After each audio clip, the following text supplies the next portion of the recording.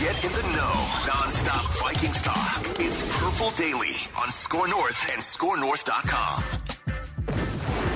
Reckless speculation. Reckless speculation. Oh, yes. It is reckless draft speculation. It's smoke screen season, Dex. It's what does Judd call it? Funny season? Something like that. Silly season? Silly season. Is it silly season? That's what he calls it. Yep. By the way, Thor, our guy Thor, and we'll explain. You're wondering, where's Judd? We'll explain in a second. But so Thor just texted us, and he'll be on tomorrow for reckless draft speculation. He does hashtag chaos with a screenshot of draft night 1 will be insane from Bleacher Report. And then he sends us 7 screenshots of my timeline is full of smoke, and it's all Vikings quarterback draft smoke and steam. First round, like the Vikings are everywhere in the first round, according to the latest mock drafts. Some insiders, there's an NFL rumors account on Twitter that's going as far as, we'll get into all of it on this episode here of Purple Daily, Daily Vikings Entertainment. We just want the Vikings to win a Super Bowl before we die. The show is presented by our friends at TCL, now an official partner of the National Football League. No matter what you watch, TCL has award-winning TVs for any budget, any space, all with stunning picture quality. And TCL makes more than just TVs. They offer mobile products, audio devices, home appliances. TCL brings you joy and simplicity through innovative technology. Learn more at TCL.com. Much like how Fox News parted ways with Tucker Carlson, we have parted ways with Judd. I'm just kidding. We did not. This is the first off day, non-emergency appendectomy related, that Judd has taken off in like 4 years. Yeah. It is the Zulgad's 30th wedding anniversary. Congratulations to Judd and Dawn. They're taking an extended weekend, and Judd will be back full of takes on both Purple Daily and on Minnesota Sports with Mackie and Judd tomorrow, leading up to Thursday's night 1 of the NFL Draft. And we'll talk more about we're super pumped for the draft party at Park Tavern. We'll talk more about that later in the episode. But Thursday night, if you haven't already, clear your calendars. 6 o'clock start time, 7 o'clock. We're going to go live on the Purple Daily YouTube channel. And we might as well just talk about this now, I guess. So 6 o'clock, the doors open for the 11th frame, which is the back bar that we're going to be in.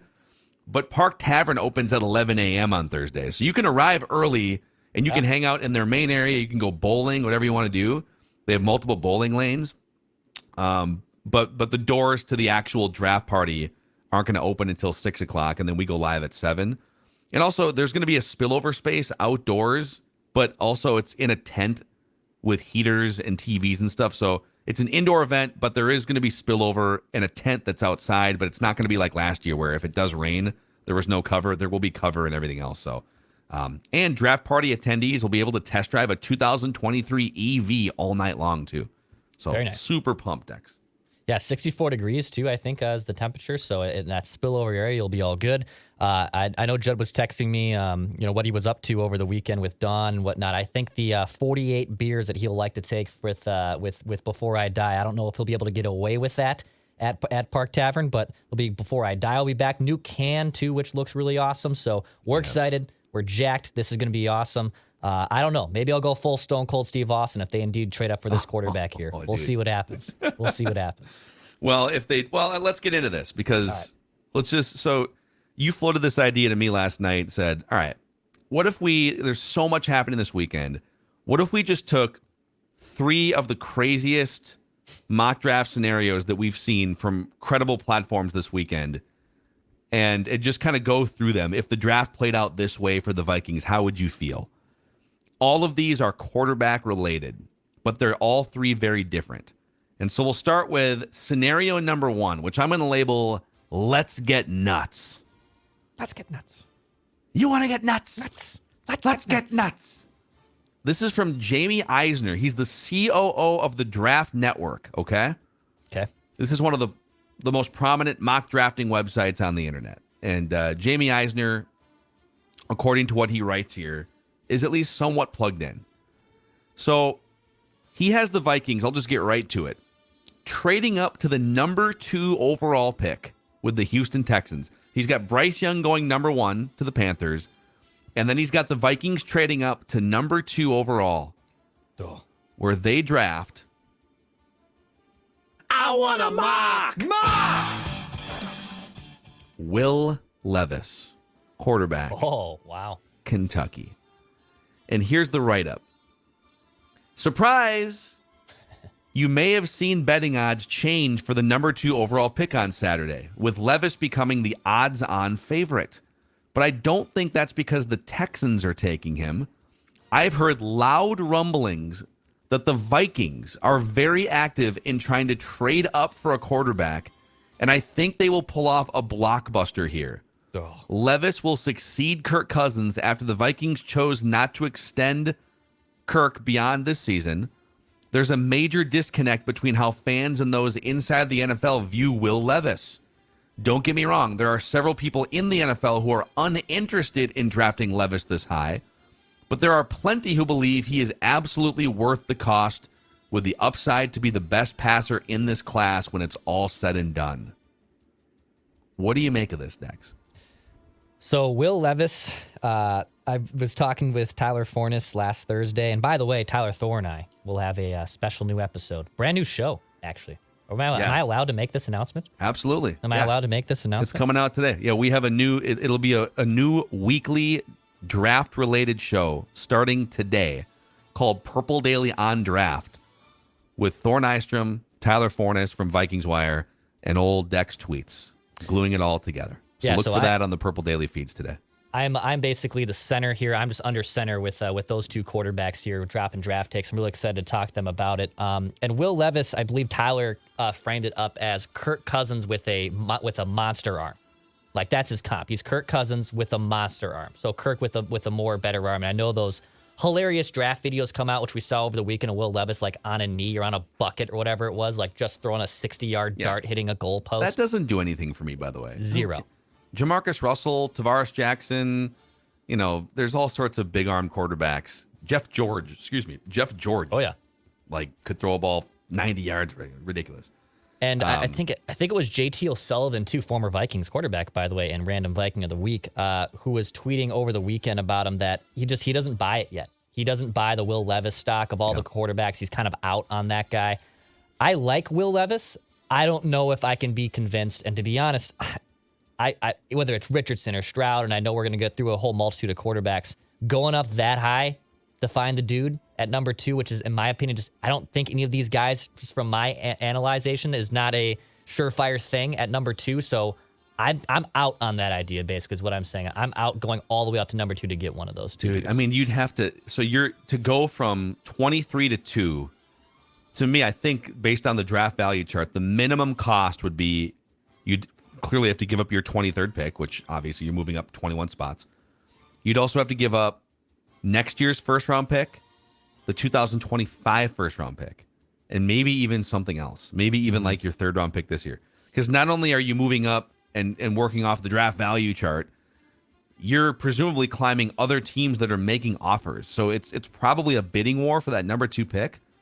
You have to be so sure about Will Levis, because what you'd be saying in this scenario is, we believe Will Levis has such a better chance to pan out as a franchise quarterback than, say, Hendon Hooker, who you could just kind of stand pat at 23 in draft, right? Or Tanner McKee or whatever quarterback could fall in your lap later in the draft. That he has such a better chance of panning out. It's worth giving up multiple future first-round picks. And that makes me a little skittish. And the fact that the guy eats bananas whole, including the peel. That's a little sociopathic. But, yeah, when JT O'Sullivan, because he basically just he has a YouTube channel called The QB School, and he just breaks down quarterback film from college players, NFL players, and he's really good at what he does. And somebody asked him on Twitter during his sort of rant about Will Levis, well, what round would you feel comfortable drafting him in? He said, comfortable, 3rd or 4th round.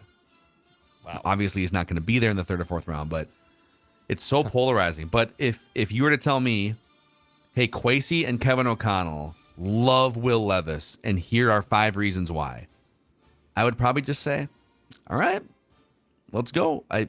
Because we're not in that room. We can't, they brought Will Levis in a room. They made him hold a football for 20 minutes, and they talked to him, and they've been doing all this recount. Like, we can watch film, we can read mock drafts, we can read scouting reports, but when it comes to drafting quarterbacks, the stuff you see on tape and the stuff you see on these film reviews is only maybe 50% of it, 60% of it.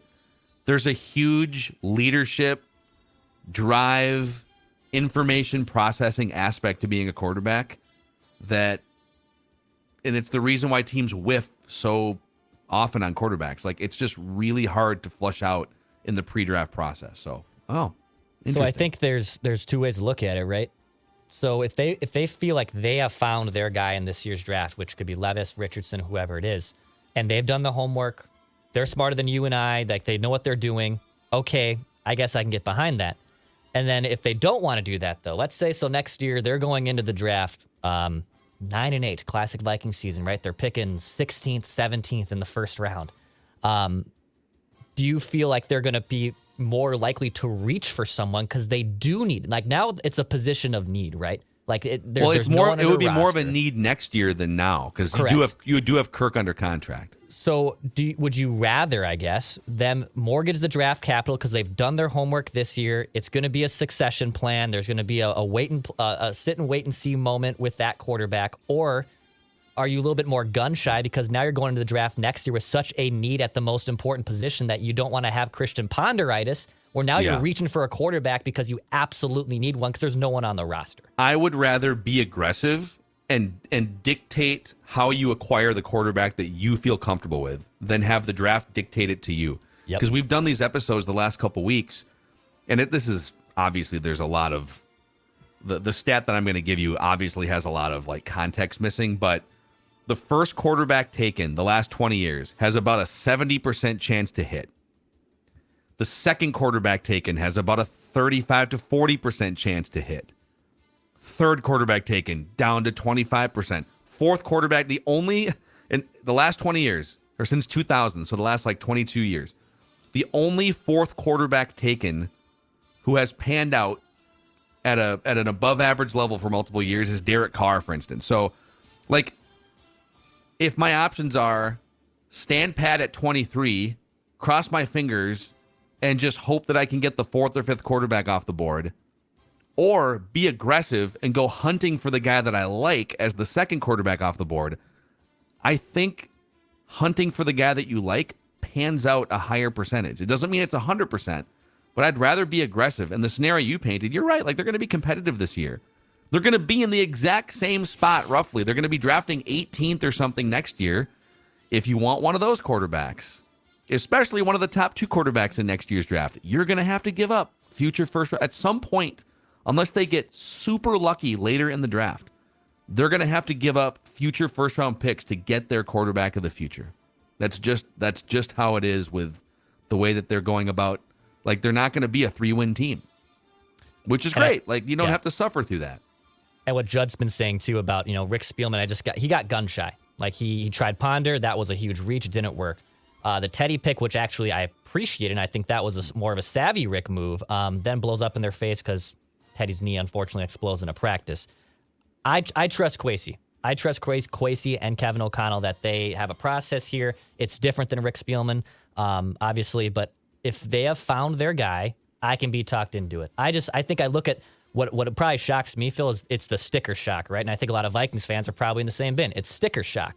Well, it's going to cost you a lot. You can't just get it on sale, right? You can't just get it on clearance at 70% off. So it's the sticker shock price of 3 first-round picks, which potentially could be in play to go up to get the quarterback. Yeah.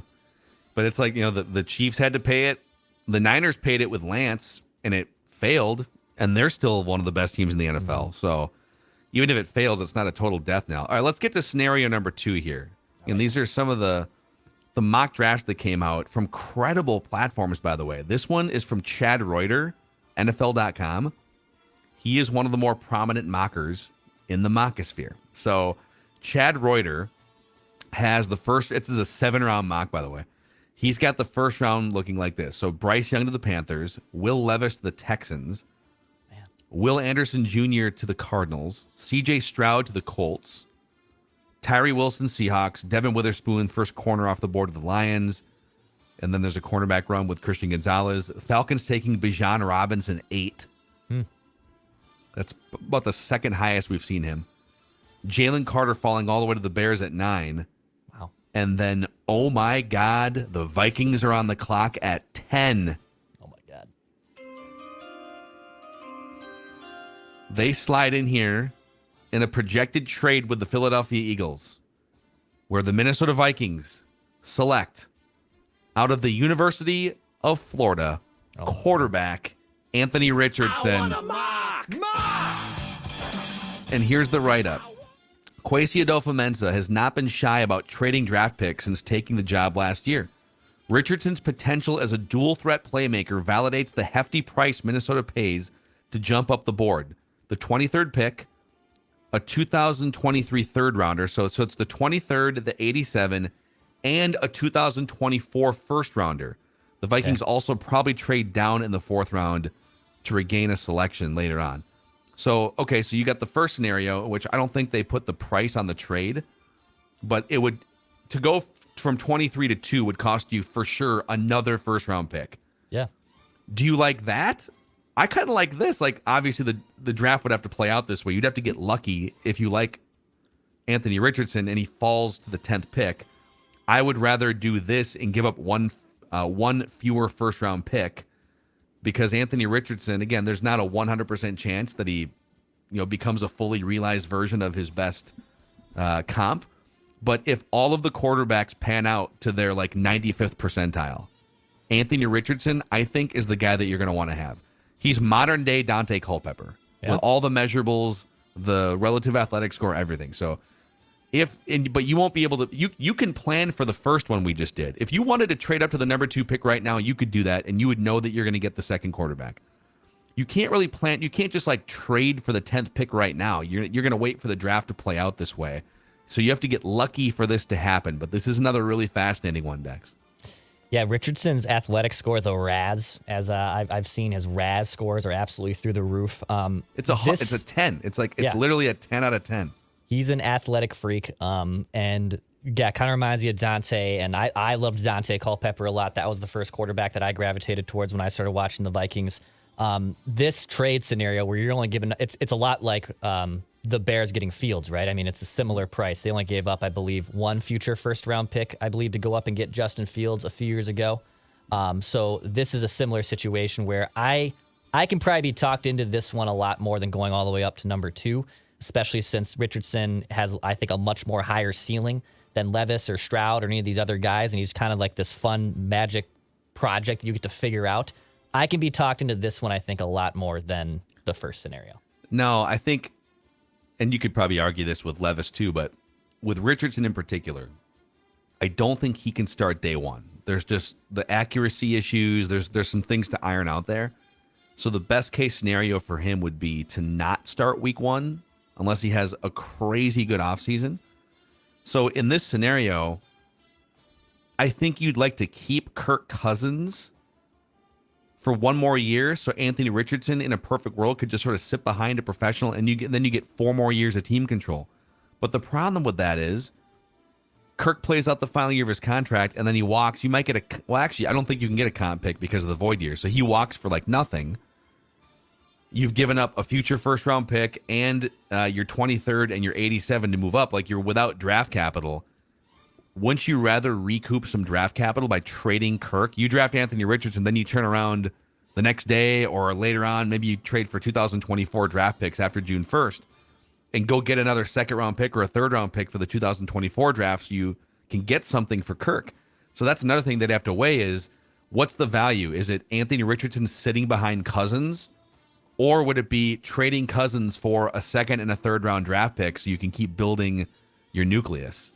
But these would all be welcome, great problems to have if you felt like you found your franchise quarterback of the future.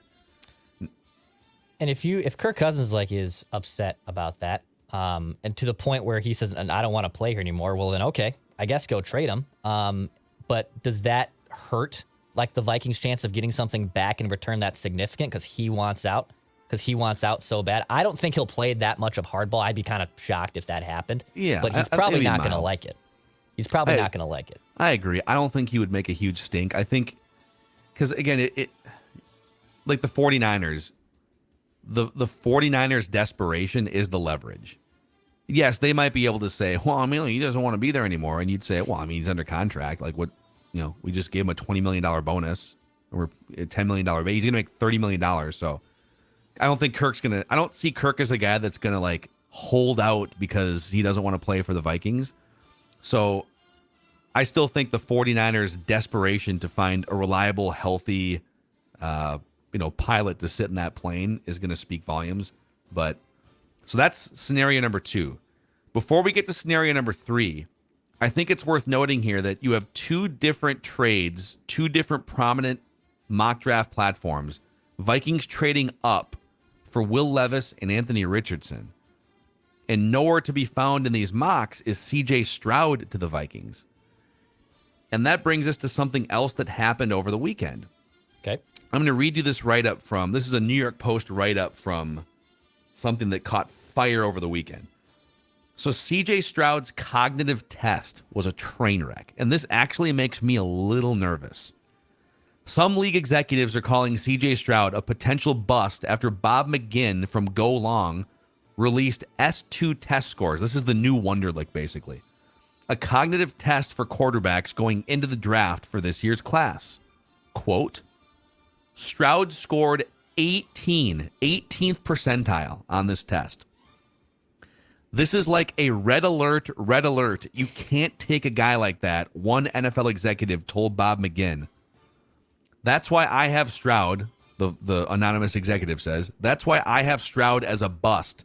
That in conjunction with the fact that Ohio State has never had a quarterback do it in the league at a high level. It's true. And then it continues. Bryce Young, the likely number 1 overall pick, posted a 98 S2 score. So here's the list of S2 scores out of 100. Bryce Young, 98. Jake Haener, 96. Will Levis, 93. Jaron Hall, 93. Clayton Tune, 84. Anthony Richardson, 79. Hendon Hooker, 46. CJ Stroud, 18. Oh. He bombed the football ACT, basically. Quote, if you get a high score as a quarterback, it's not saying you're going to be a great player, and one executive said. But if you get a low score, it's 100%. None of the quarterbacks that got a low score became good players. The benchmark is 80. 80 and above is good. Stroud was 18. Oh. It's incredibly terrible. He's going to be off some draft boards now. He will not be picked by some teams. So for reference, by the way, another executive said that Brock Purdy, who was the 262nd and final player selected last year, had the highest S2 score among rookies in 2022. And he immediately jumps into an NFL team, right, a contending team, and he runs that ship, right? The S2 website showcases the results of Bengals quarterback Joe Burrow, who was the number 1 pick in 2020. His total score was 97. He had a 94 in visual learning, 97 in instinctive learning, 97 in impulse control, and 93 in improvisation. So maybe I'm overreacting here, Dex, but 18 scares the crap out of me. If it means trading, now if he falls to 23 or something, all right, my God, you probably have to make the pick. But I don't know if I want to trade, 2 or maybe 3 future first-round picks for a guy that bombed the cognitive test to this extent. And I think there's a difference, by the way, speaking firsthand experience, of people who are being bad test takers. Okay, I'm a horrible test taker. A lot of people are bad test takers, but they have street smarts or they have things that just quantify to making your life a lot better. But this one, this scares me a lot. The NFL playbook is so overwhelming and so confusing that if you're in a college system that basically allows you to be you and it just you plug and play almost anyone, that's different than the NFL, right? You can be a really good college quarterback and not make that jump to the NFL. I mean, Kellen Moore, who I love as a potential head coach coordinator, one of the most intelligent dudes in the world, right? Like, he was running his own playbook. He's obviously very smart. He's now in his second offensive coordinator spot and was an incredible college quarterback. Couldn't make that leap, right? But his smarts probably kept him in the league for a little bit because he was able to learn a playbook. And you can go down the list of so many other backups that have been able to have a great career because of their intelligence, not necessarily because of their athletic ability. I can't talk myself into drafting a guy with this type of stuff. And the Ohio State thing Yeah, who is it? Is there any Ohio? I know Joe Burrow was at Ohio State, but it was LSU where he obviously balled out and became the number 1 overall pick. There is something to be said about certain schools that you just stay away from drafting at a certain position, and there isn't any history that says Ohio State quarterbacks have turned out. It is kind of a weird. It's hard to draw a line between all the quarterbacks and say that, well, because Dwayne Haskins or because this guy, from 20 years ago. But yeah, when you start to add up the evidence, this is high stakes from a football perspective. You're trying to put together as much information as possible. It's a total inexact science. But if I've got a couple guys pretty close on my board, right, watching the film and talking to them in person, and man, we have Will Levis and CJ Stroud both kind of in that same mix, and one of them scores a 93 on the cognitive test and the other guy scores an 18. I'm not saying it's the only thing you should base your decision off of, but it's a data point, and it's really interesting. If Will Levis scored a 93 and CJ Stroud scored a 75, I'd be like, whatever. Right. Like Anthony Richardson scored a 79. Bryce Young scored a 98. All right, well, whatever. Cool. Anthony Richardson runs a 4.5 40 and is going to train wreck linebackers for his career. I can live with it. 18 is just it legitimately makes me not want the Vikings to have. I don't want them to have anything to do with CJ Stroud, and maybe I'm overreacting. We can talk to Thor about it tomorrow. But it's a data point that's really fascinating. Okay, we're going to get to the third scenario here in just a moment, Dex. But let's tell the audience about our friends at Aquaside as the summer months are approaching. That's right. We're getting closer and closer. That lake is finally thawing a little bit, and as we get closer to putting that dock in, hopefully on Memorial Weekend in about a month from now, and you step in that lake for the first time in a little bit, and you're starting to put the dock in, and you realize, oh, what is that I'm stepping on? It's that nasty lake weed and algae. It's already going to be a little bit chilly in there right on Memorial Weekend, and you don't want to have to deal with stepping in that type of stuff. So go to aquaside.com. It's Aquaside pellets. These are safe products too. They're registered with the DNR and EPA as well. You can go to aquaside.com. It's a do-it-yourself product. They also will walk you through how to use it. It's so easy, I could probably even use it. Go to aquaside.com to take care of that nasty lake weed and algae. Also, for all you Ragnars out there, Dennis Kirk is here. Whatever you ride, Harleys, Indians, metric cruisers, sport bikes, you'll find what you need at DennisKirk.com so you can ride more and wait less. Over 180,000 parts and accessories in stock, clothing and helmets as well. Shipping is free for orders over $89. If you order by 8 p.m., they ship the same day. Everything you need for your ride at DennisKirk.com. And a thank you to our friends at Federated Mutual Insurance Company. They've stood by us as we've been building this business here at Score North and on Purple Daily for the last 3 or 4 years. And they've been standing behind business owners for over 100 years, especially lately, too. They've been working with a lot of younger business owners that maybe you're transitioning ownership from your parents or whatever it is. You're a new next generation business owner, and Federated puts an emphasis on helping your type. So go to federatedinsurance.com to find out more information and to find out who your marketing representative can be from Federated. Federatedinsurance.com, where it's our business to protect yours. All right, scenario number 3 here. I want to mock. And this would be the stand pat quarterback scenario. This would be sort of the let the draft come to you. Yeah.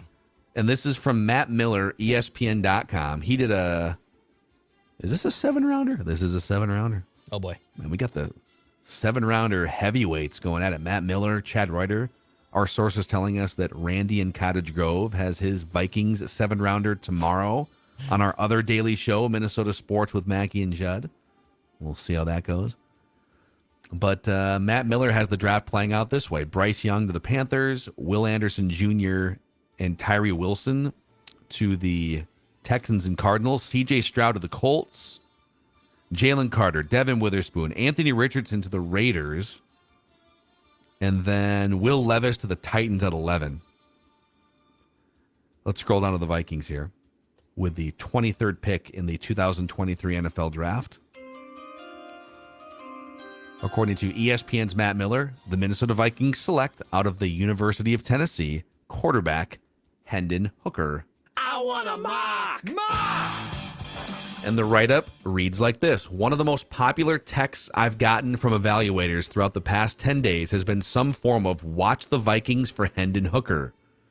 That could be NFL scouts connecting dots, but the round one talk for Hooker has been red hot since the combine. And the Vikings do make sense for the dynamic passer. With Cousins set to hit free agency, finding his replacement should be a priority. Hooker will need to adjust to the spacing of the NFL after playing in the tempo spread at Tennessee, but he's accurate, he's mobile, he throws a beauty of a deep ball. As for Hooker's ceiling, one NFL quarterbacks coach I spoke with said he believes Hooker can be a top 15 starter. Look at Goff, Geno Smith, Cousins. He has better all-around tools than those guys. The right system will help, but from a talent perspective, he can be a top half of the league guy. So that would be another scenario. You stand pat and you take Hendon Hooker as the 5th quarterback off the board with the 23rd pick. Your thoughts? So the Vikings have clearly done the most homework, it seems like, on Hooker. I know that's what Matt Miller is saying too, but it seems like so many people keep connecting Hendon Hooker and the Vikings. And I guess, is that for real? Is that the Vikings putting that out there? Like, how is that information getting out there? Why is it getting out there? And third, is it just a smokescreen? Is it just a smokescreen to suggest that we're focusing on this guy, but really we're looking at Will Levis, or we're looking at CJ Stroud behind the scenes? So we want it out there that we're actually looking at Hendon Hooker, and if he's there at 23, we're going to take him, which certainly could still be in play. I'm just trying to figure out if that's for real or if it's just one big smokescreen for the Vikings. And I know he's older, he's coming off an ACL tear, but to me, if we're just looking at comps, like if the comp and highest ceiling, I guess, is a top 15 guy, which is, Jared Goff or so, I don't know. Like, I would rather them take a higher ceiling guy like Anthony Richardson, who could break the mold, right? That's what I would be looking for, not looking for the safest bet. That's the thing. It's like, if you ranked all the quarterbacks based on the floor, right, could they just be a reliable starter in a system?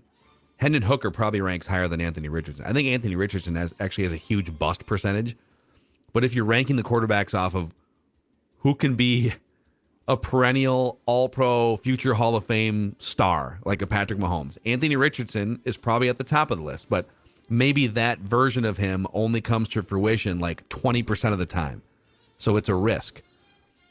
You know, another thing here, I know people have said, well, why would you draft, if you believe what this unnamed executive or quarterbacks coach says, why would you just draft another Kirk Cousins? You already have Kirk Cousins. Well, there is some value in just having like a $3 million version of Kirk Cousins instead of a 25, 30, this year's cap hit's only 20, but you're also paying him to not be on your team, or you're paying $28 million to the books. Just a cheaper version of a good, solid quarterback, you can go a long way. I mean, hell, the Giants, because they weren't paying Danny Dimes anything, right? The Giants wind up, making the playoffs, winning a playoff game with a crappy quarterback because they could fill out the rest of their roster with some good players. So I think if you're going to draft Hendon Hooker, I need more value here. I'm okay with drafting Hendon Hooker if that's the guy that Kevin O'Connell says, yep, I want to work with him. Mm-hmm. But I don't think that can be your only pick in the first 86 picks. I almost feel like there has to be a trade back from 23 to 29 or something. You pick up an extra third-round pick, and now you're drafting Hooker, but you get the extra pick, and you might be able to find a defensive starter or something in the middle rounds. So I don't love that being the only pick you make in the first 86 picks. I'd rather you either be aggressive and trade up for a quarterback you like better, or trade back and get the extra pick. Yeah, if you can even trade back and figure out if you can get a earlier day 2 pick where you can still get something to help you win now too, on top of getting Hendon Hooker. I think that's kind of the scenario you're painting too, where, hey, they move back to 27. They still draft Hooker at 27, but they get, the 48th pick or the 45th pick on day 2, and you can get something that maybe helps you now from that round 2 selection. Then I think that makes a little bit more sense. Mm-hmm. Can you kind of fleece a team and look at the teams below you and look at, all right, I don't think any of these teams are going to take a quarterback. So could we move back a couple spots, find something that helps us in the long run in the quarterback and Hendon Hooker, but then also get us something that helps us in round 2 of the draft that makes the 2023 Vikings better on paper? I think that's more the path I want to take if they're going to draft Hendon Hooker. So let's summarize all this here. So again, these are the 3 scenarios that are being painted by prominent mock drafters, plugged in mock drafters. First of all, it's kind of amazing how 100% of the attention is now Vikings drafting a quarterback. It went from being kind of a crazy, no, there's no way a few months ago, to now being the absolute most popular thing that's being mocked. But path number one is you control your own destiny. You make the aggressive move up to number 2, and you know you're going to draft a quarterback. So that's path number 1. Path number 2 is you cross your fingers and hope that someone you like falls into like the 6 through 10 range, and then you move up on draft day. But it's a gamble because it's possible that the first 4 picks are quarterbacks, and now, your plan to trade up to the bottom half of the top 10 is gone. So it's kind of a cross your fingers approach.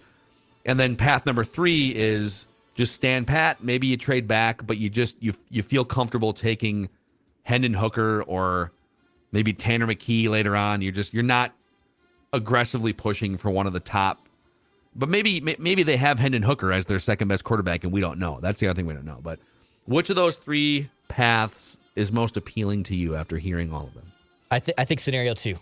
I think scenario 2 of one of these quarterbacks slipping to that 7 through 12 range, if you will, and you have to give up probably next year's first for sure, but it's not going to cost you a second first round pick. I think that's the path that I'd be most interested in with these picks, especially if it's Anthony Richardson. I think that's kind of the guy I'm now falling a little bit more in love with, or the guy that I believe the most in trading up to go get.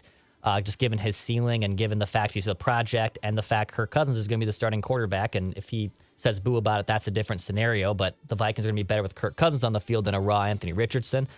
So I would say scenario 2. It still allows you to go get your franchise quarterback. It doesn't cripple you completely in future drafts. So why not? Go out and do it. If you're going to do any of those scenarios that all these mock draft experts are suggesting, I would say the second one. I agree with you. I would rank them, unless the Vikings feel so strongly about someone at number 2 that it's worth giving up multiple future first-round picks. So I would rank the second scenario at the top as well, but I would rank the first scenario above waiting. If it was Hendon Hooker as your only pick in the top 86 picks, I would say, well, then you might as well just, unless you're the only team that has him ranked like number 1 or number 2 on the big board, and he luckily falls to you to 23, awesome, congratulations. But I just like the idea of being aggressive for your franchise quarterback. Don't wait for the league and the draft to dictate to you. Go get the guy that you want. So, woo, wow, dude. I want to mock.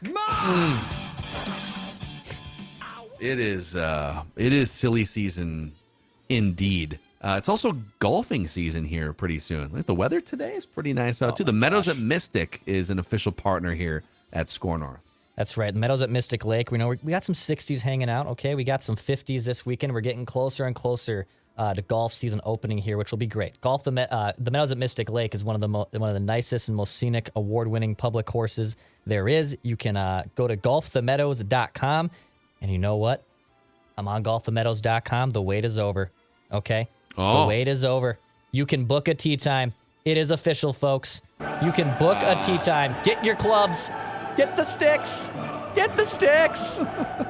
And go to golfthemeadows.com to secure that tee time. Now, go to golfthemeadows.com and get some swings in. Awesome, man. All right. Judd's back tomorrow. Our guy Thor Nystrom tomorrow for some reckless draft speculation. And today, as you mentioned earlier, the launch of a new Score North spinoff show. You'll find it in the Purple Daily podcast feed, Purple Daily YouTube channel, Purple Daily on Draft, with Dex leading our 2 amazing and nerdy draft experts, Thor Nystrom and Tyler Fornes. So they'll be here to preview this week, but then also they'll take sort of a young player and draft spin on the Vikings going forward as well. So we're pumped for that.